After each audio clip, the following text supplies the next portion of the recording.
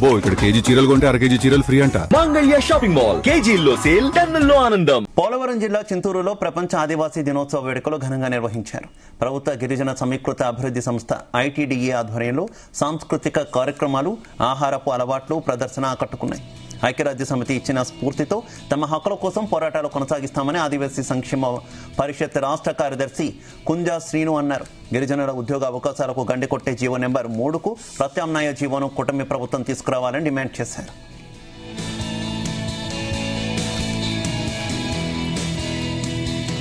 Chintur ITD ఆధ్వర్యంలో అధికారికంగా మరి ప్రపంచ ఆదివాసీ దినోత్సవాన్ని ఘనంగా నిర్వహించడం జరిగింది. అదేవిధంగా మరి పిఓ గారి ఆధ్వర్యంలో ఈ యొక్క కార్యక్రమం జరిపినందుకు మాకు చాలా సంతోషకరంగా ఉంది. ప్రపంచ దేశాలన్నీ కూడా ఈ రోజు ఆదివాసీ దినోత్సవం జరుపుకుంటున్నాయి. ఏదైతే యునైటెడ్ నేషన్ ఐక్యరాజ్య సమితి ఆదివాసుల అస్తిత్వాన్ని, మనుగడని కాపాడుకోవడం కోసం ఏర్పాటు చేసినటువంటి ఆదివాసీ దినోత్సవం ఉందో అది ఈ రోజు దానికి సాకారం అవ్వాలని చెప్పి మేము కోరుతా ఉన్నాం.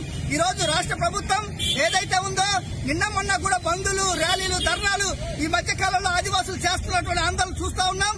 జీవో నెంబర్ 3 పైంది ఆదివాసులు కడుపు కొట్టడం జరిగింది. మరి ఇప్పటికైనా ప్రత్యామ్నాయ చట్టాలు తీసుకురావాలని ఆదివాసులు డిమాండ్ చేస్తా ఉన్నారు.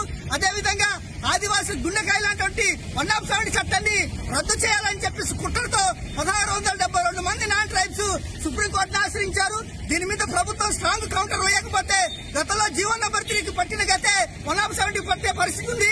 ఇదే కనుక జరిగితే ఈ రోజు 170 ఉంటేనే ఆదివాసులు సెకండ్ 2వ గ్రేడ్ గా ఇక్కడ బతుకుతున్నాం. అసలు 170 లేకపోతే ఈ నాన్ ట్రైబ్స్ మమ్మల్ని ఇక్కడ బతకనివ్వరు, నిల్వ నీడ కూడా ఉండదు. ఇది కేవలం ఒక హక్కు మాత్రమే కాదు, మా జీవన నాడి, మా గుండెకాయ. ఈ యొక్క 170 కనుక అడగారిపోతే పూర్తిగా మేము అంతరించిపోయి